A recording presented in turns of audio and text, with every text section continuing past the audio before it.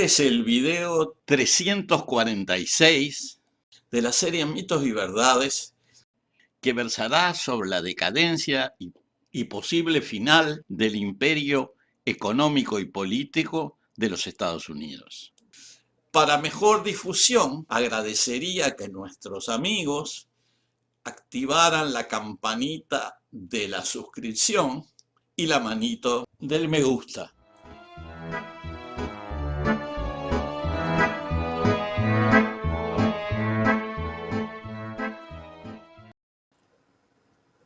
Considerando la intensidad de los desarrollos, tanto económicos como políticos y militares, que se están dando en las sociedades contemporáneas a mediados del año 2022, parece importante formularse una pregunta. ¿Se terminará el predominio de los Estados Unidos a nivel mundial? Yo creo que la respuesta es sí, a corto o a mediano plazo, sin ninguna duda. Sus principales apoyos son la fuerza militar y la hegemonía del dólar. Ambos sustentos están demostrando su vulnerabilidad ante las nuevas tendencias internacionales. A pesar de los 800.000 millones de dólares de presupuesto militar y 800 bases distribuidas en el mundo, los Estados Unidos no han podido resolver las tres últimas intervenciones militares, en Vietnam, en Irak y en Afganistán. A nivel económico, los Estados Unidos parecen estar cavando su propia tumba. La emisión descontrolada de la moneda está erosionando los límites de la confianza internacional. Estas últimas sanciones contra Rusia e indirectamente contra el rublo como medio de pago del gas y del petróleo ruso, está permitiendo que los intercambios cada vez más se produzcan utilizando otras monedas alternativas. En este caso específicamente el rublo ruso. Debido a ello, el dólar pierde valor como medio de pago. A ello hay que agregar que los Estados Unidos tienen un déficit confirmado provocado por la sobreemisión monetaria, que asciende a 28 billones de dólares, de 12 ceros, trillones en la terminología inglesa. Hay que considerar que los Estados Unidos y el mundo en general están viviendo una evolución de la geopolítica que tiende a debilitar y en el mediano plazo a desplazar el protagonismo militar y económico del imperio estadounidense. Aparece cada vez más claro que una situación unipolar como la que se estuvo viviendo en los últimos 30 años no es sostenible. Hasta el año 1990 se consideraba que había relaciones de poder bipolares, con los Estados Unidos y sus aliados europeos por una parte, y la Unión Soviética y los países del Pacto de Varsovia y sus aliados por otro. Al comenzar la década del 2020, se nota el surgimiento de nuevas relaciones de poder, al aparecer un conjunto de países que están enfrentándose al poder principal estadounidense. En primer lugar, China, nación que se basa en su enorme población y gran poder económico.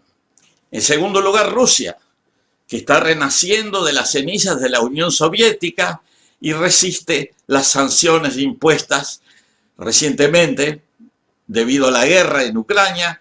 Y en tercer lugar, un conjunto de estados y gobiernos enfrentados y o sancionados por los Estados Unidos por diversas razones, sobre todo económicas y políticas, como Irán, Siria, Corea del Norte, entre otros. Fue en ese contexto, a principios de 2022, que se produjo el estallido militar que se venía gestando desde el 2014 en Ucrania. El conflicto que se desencadenó a partir de la intervención rusa en Ucrania y cuyo desenlace no está definido, involucra a la Unión Europea, la OTAN y los Estados Unidos por un lado, y por otro la Federación Rusa, Bielorrusia y los aliados centroasiáticos de Rusia.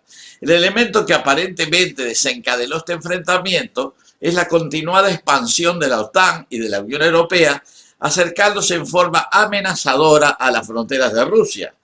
En ese proceso, las potencias occidentales, sobre todo los Estados Unidos, han promovido una alianza que ahora aparece claramente como antirrusa, incluyendo a varios países del antiguo Pacto de Varsovia, como Polonia, Rumania, Bulgaria, los países checoslovacos, es decir, Chequia y Eslovaquia, y varias repúblicas de la antigua Unión Soviética, como los países bálticos. El motivo del principal desencuentro es el control de una región de alto valor estratégico, la República de Ucrania, rica en recursos minerales y en recursos agrícolas. No hay que olvidar que Ucrania era el segundo baluarte más importante de la Unión Soviética después de Rusia y que históricamente posee un parentesco identitario con Rusia que se remonta a varios siglos. El gobierno ruso consideró que el desplazamiento de Ucrania al bloque occidental, incluyendo su incorporación a la Unión Europea y a la OTAN, era inaceptable. Rusia decidió intervenir militarmente y el conflicto estalló. La virulencia de las reacciones estadounidenses y europeas en general contra esta acción de Rusia solo fue superada durante las guerras mundiales. Se dio a todos los niveles un abanico de sanciones que incluyeron no solo al comercio y las relaciones financieras, sino a personas de esa nacionalidad, deportistas, intelectuales, científicos, etcétera, que fueron vetados o radiados por ser rusos.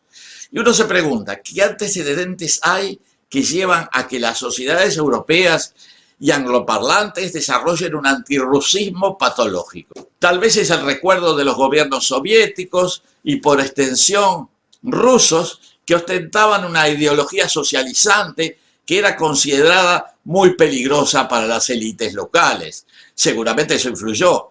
¿Acaso tuvo que ver el antagonismo histórico de Europa occidental con los pueblos que llamaban despectivamente bárbaros provenientes del corazón territorial de Eurasia?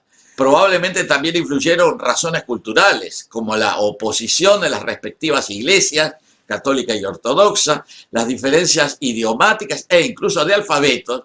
Seguramente todo eso influyó.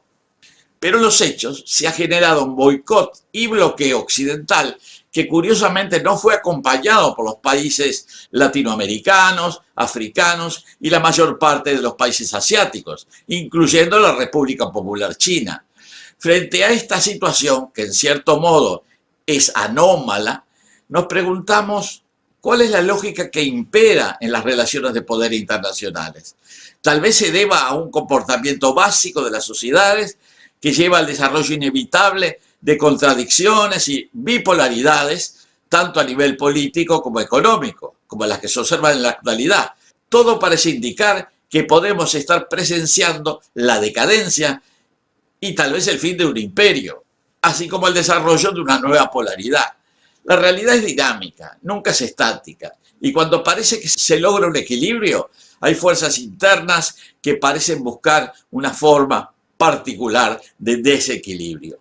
En geopolítica contemporánea, la dialéctica se puede referir a la tendencia de los regímenes políticos a agruparse en dos polos contradictorios. Se habla de regímenes opuestos, por ejemplo, de derecha o de izquierda, de gobiernos progresistas o conservadores. Pero los hechos demuestran que los gobiernos se agrupan al margen de estos epítetos, sino más bien por intereses económicos o simplemente políticos circunstanciales. Así vemos gobiernos y regímenes tan diferentes como Rusia, China, Irán, Cuba y Venezuela, coaligados frente al otro polo que ha sido dominante durante los últimos 70 u 80 años. Este poder dominante está liderado indiscutiblemente por Estados Unidos, con la alianza de los países de Europa Occidental, Australia, Canadá y un conjunto de países con menor influencia geopolítica, pero que dependen económicamente de las potencias más poderosas de ese eje. No sabemos cuál será el desenlace de esta situación inestable y crítica. Una posibilidad es un incremento de la actividad militar, incluyendo una internacionalización de la guerra, que puede extenderse a la posible utilización de armas nucleares tácticas. La otra posibilidad es que se llegue a un acuerdo o una tregua. En este último caso, el conflicto seguiría, pero asumiendo características menos agresivas o violentas. El tiempo lo dirá.